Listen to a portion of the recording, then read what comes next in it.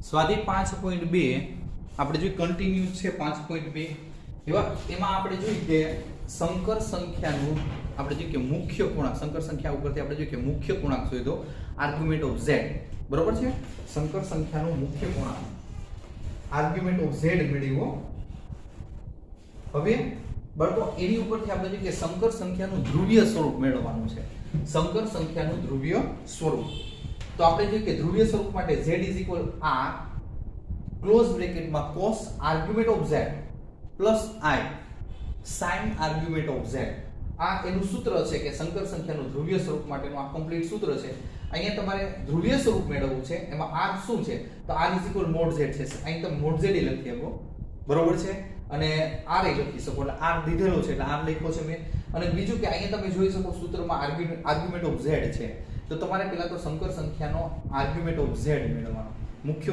પૂર્ણાંક મેળવવાનો કિંમત મૂકી દેવાની બીજું કાંઈ નહીં કિંમત મૂક્યા પછી સાદુરૂપ નથી દેવાનું બરોબર તો આપણે જોઈએ કે પહેલો દાખલો આપણે વ્યવસ્થિત જોઈએ તો તમને ખબર પડે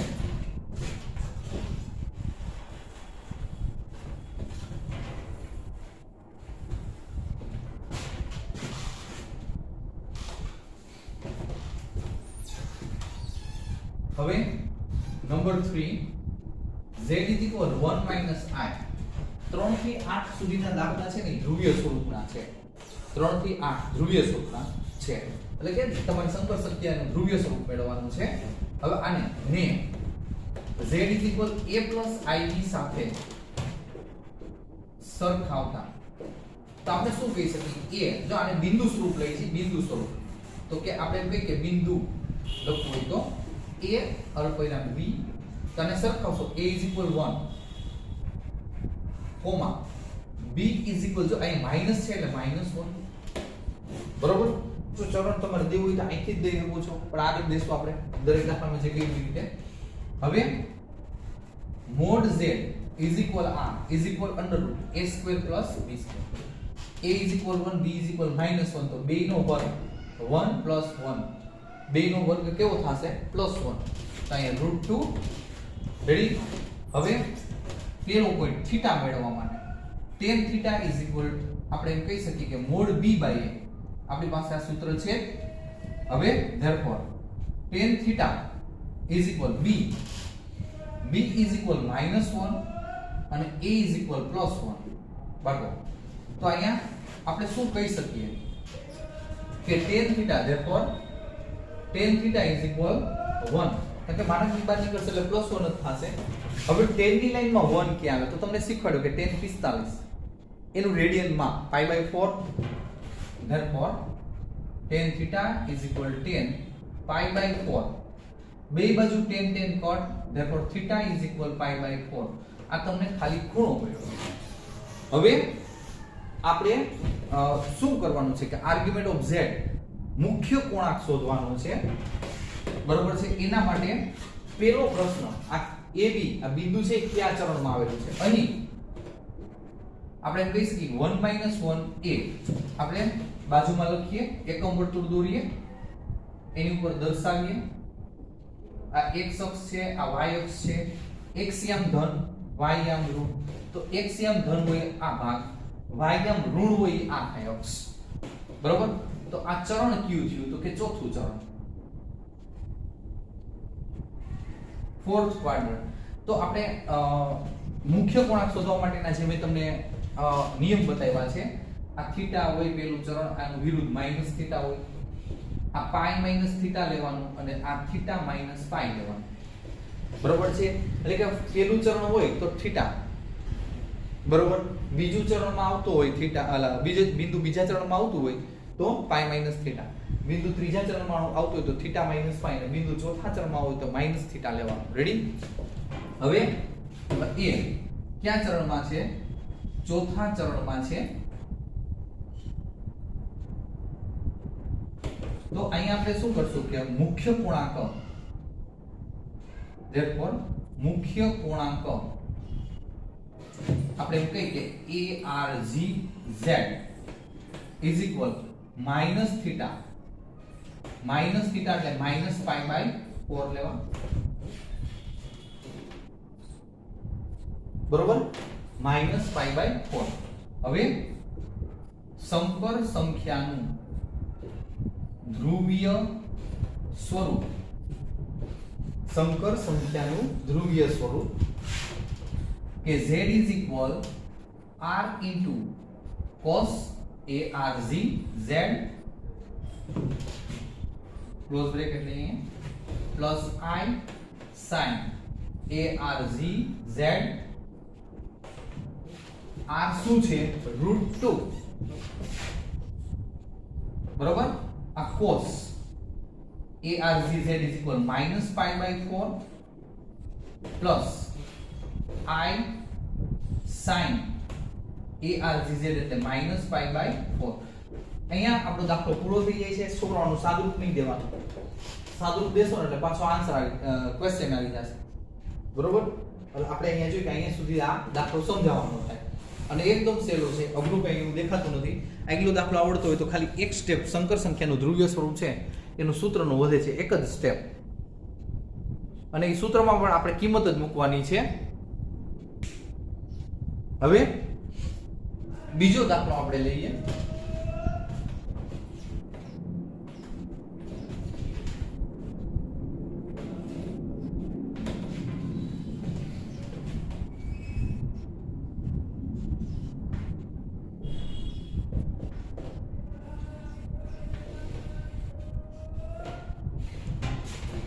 દાખલા નંબર 2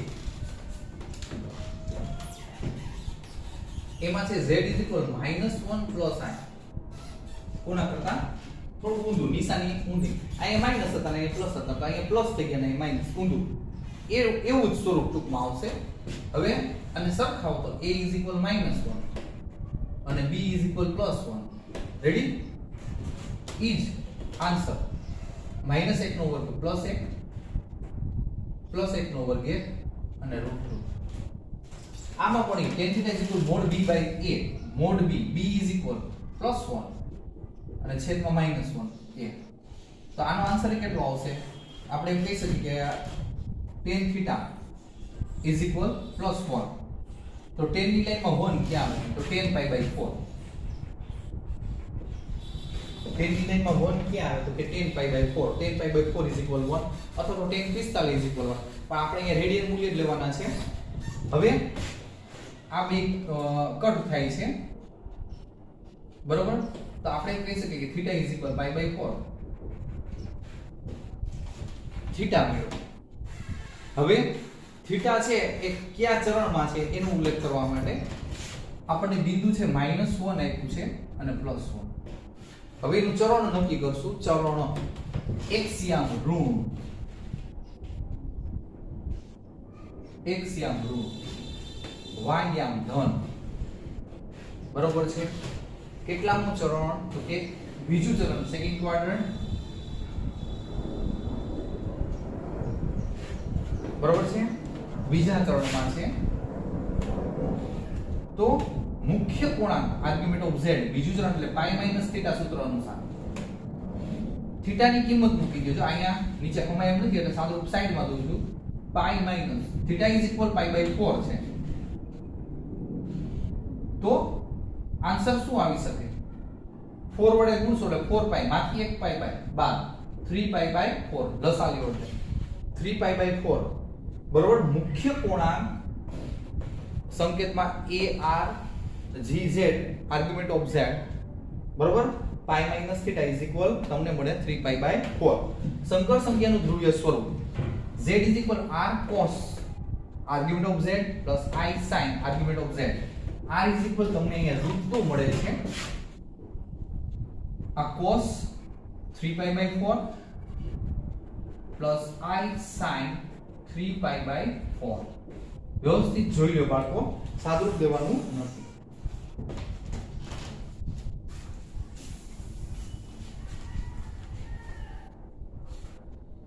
નારાયણ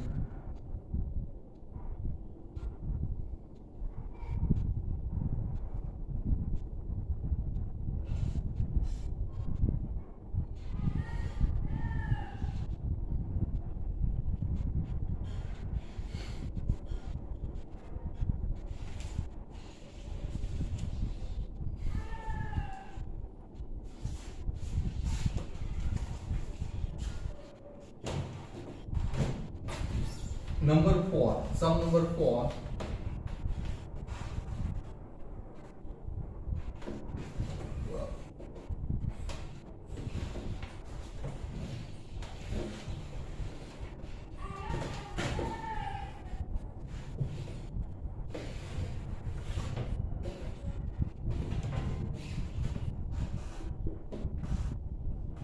નંબર 4 પૂરો થયો 5 સોલ્વ 5 માં તમને એમ કહે છે કે -1 -i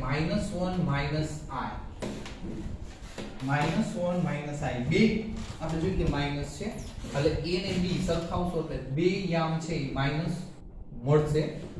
a -1 ને b -1 રેડી. આ રાબેતા મુજબ જે છે 1 નો વર્ગ -1 નો વર્ગ +1 √2 tan θ mod b by a બે માઈનસ -1/-1 આન્સર 1 જ આવે બરોબર છે. મારા બહાર નીકળે એટલે પ્લસ. હવે tan θ tan π/4 1 જોઈ છે tan π/4 1 બે બાજુ tan કટ એટલે θ π/4 મેન આઈ થી સ્ટાર્ટ થાય છે પાછું મેન આઈ થી તમારે. હવે આપણે બિંદુ જે છે એ બિંદુ કયું છે AB -1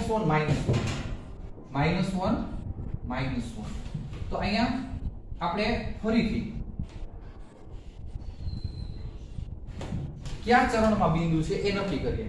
જો x યામય ઋણ અને y યામય ઋણ બે યામ ઋણ હોય તો આપણે જોઈએ કે x યામ ઋણ એટલે આ ભાગ y યામ ઋણ એટલે આ ભાગ. તો આ ચરણ કેટલું હોય ત્રીજું બરોબર થર્ડ ક્વાડ્રન્ટ. તો અહીંયા આપણે બીજાની જગ્યાએ ત્રીજું ચરણ ત્રીજા ચરણમાં છે -1 ને -1 એ ત્રીજા ચરણમાં આવશે. ફરીથી તમે એકવાર જોઈ લો x યામ ઋણ છે y યામ ઋણ હોય એવું ત્રીજું ચરણ બરોબર. હવે ત્રીજા ચરણની વાત કરીએ તો મુખ્ય કોણાંક ARZ θ - π લ્યો θ - π θ π/4 તો અહીંયા બાજુમાં લખું છું π/4 -π તો 4 અહીંયા ગુણાશે એટલે -4 એમાંથી +4 બાદ એટલે -3 π/4. ફરીથી જો તમારે વધારે સાદુરૂપ દેવું હોય તો આપણે કહી શકીએ 4 લસા અહીંયા ગુણાશે લસા બધાય ગુણાય બરોબર છે જેટલા પદ હોય એટલા 4 4 કટ એટલે અહીં π અહીંયા 4 વડે ગુણશો એટલે -4 π બે નું સાદુરૂપ આપશો એટલે -3 π/4 થાય -3 π/4 રેડી. આ રીતે તમે મિશ્ર સંખ્યાનું સાદુરૂપ તમે દઈ શકો. હવે સંકર સંખ્યાનું ધ્રુવીય સ્વરૂપ z r cos argument of z i sin argument of z. તો બાળકો r તો √2 છે અહીંયા પહેલેથી જ આવેલું આવે cos -3 π/4 plus I sin -3 π/4 બરોબર. આ રીતે આપણે જોઈએ કે દાખલો પૂરો કરી શકીએ જોઈ લો વ્યવસ્થિત.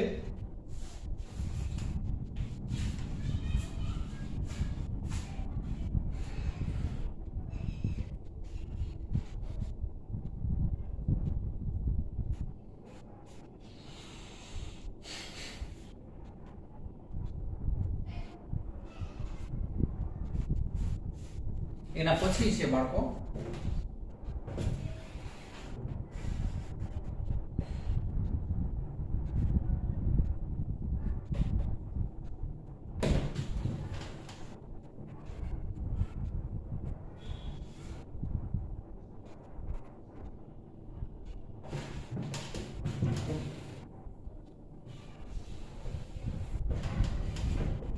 હવે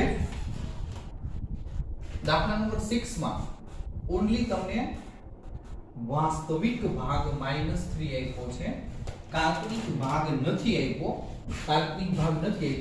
તો એની જગ્યાએ 0 આ લઈ લેવાનો 0 ગુણ્યા i એટલે 0 થાય બરોબર છે -3 + 0 એટલે -3 જ આન્સર આવશે. હવે સરખાવાની વાત તો a -3 અને b 0 આ બિંદુ બની ગયું તમારું અને mod z આ √a² + b² તો અહીંયા -3 નો વર્ગ +9 0 તો ફરી પાછા 3 જ આવ્યા જો 3 plus 0 is equal 9 plus 0 is equal 9, 9 over mod 3. Mod b tan theta is equal mod b by a, mod b by a. तो b is equal 0 અને a is equal -3. તો બાળકો આનો આન્સર થાય 0. શા માટે? અંશ 0 એટલે બધું 0. પણ છેદ 0 હોય તો અવ્યાખ્યાયિત થાય, બરોબર છે? તો અહીંયા અંશ 0 છે એટલે 0. હવે પ્રશ્ન tan 0 ક્યારે હોય?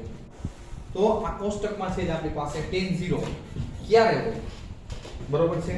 tan નું મૂલ્ય 0 ક્યારે હોય? તો tan theta is equal tan 0. tan 0 નું મૂલ્ય 0 થાય. tan 0 નું મૂલ્ય 0 થાય. છોકરાઓ સમજવું હોય જો tan 0 તો આ sin 0 upon cos 0 આમ લખીએ. theta 0 છે તો જો sin 0 એટલે 0, sin 0 0 પ્લસ cos 0 1 થાય. આપણા ટેબલ અનુસાર cos 0 1 થાય. તો જો અંશ 0 એટલે બધું 0, બરોબર છે? એટલે tan 0 એનું મૂલ્ય 0 થાય. તો અહીં tan 0 જો 0 તો tan 0 રેડી. બે બાજુ આ કટ થીટા ઇઝ ઇક્વલ તમને મળે છે 0.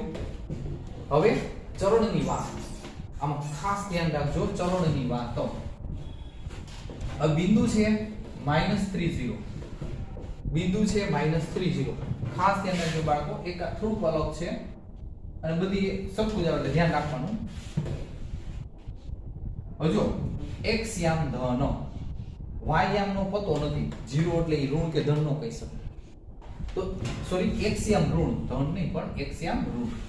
x યામ ઋણ એટલે અહીંયા જ આવશે. રેડી? તો y યામ નો અતો પતો નથી એટલે 0 તો અહીંયા જ આવે. રેડી? x0 y0 આ બિંદુ એ થાય. તો આવી પોઝિશનમાં શું હોય છોકરા ખબર છે? આ પહેલું ચરણ, બીજું ચરણ, ત્રીજું ચરણ, ચોથું આમ આપણે હેલા.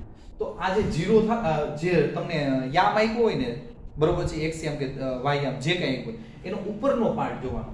ધારો કે અહીંયા આપણે આવતું હોત, આ એરો અહીંયા આવતો હોત ને તો આમ જોવાનું, બરોબર છે? આ એરો અહીંયા આવતો હોય તો નીચેની સાઈડ જોવાનું. રેડી? આ એરો અહીંયા આવતો તો પાછળની સાઈડ જોવાનું. તો અહીંયા એરો છે અહીંયા આવે છે એટલે એનો ઉપરની સાઈડ લેવાનો છે નક્કી કરવા માટે, બરોબર છે? ઉપરનો ભાગ. તો અહીંયા આપણે જોઈએ કે ઉપરનો ભાગ એટલે બીજું ચરણ, બરોબર છે? બીજા ચરણમાં છે. આ કયા ચરણમાં લેવાનું? બીજા ચરણમાં, ઉપરના ભાગમાં.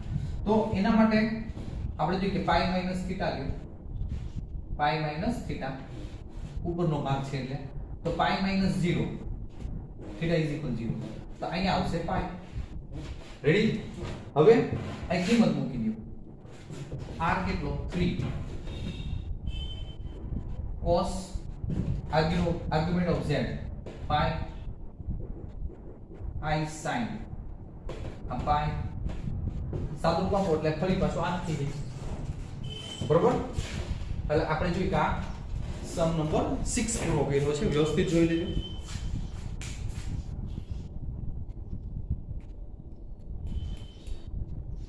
અહીં સુધી રાખીએ, બરોબર? વ્યવસ્થિત જોઈ લેજો. છોકરાઓ ન સમજાય અથવા કાંઈ પણ પ્રોબ્લેમ હોય છોકરાઓ, તમારા જે કંઈ પ્રશ્નો હશે હું સોલ્વ કરીશ, બરોબર? તમે મને ફોન કરી શકો છો 5 વાગે, સાંજે 5 વાગે.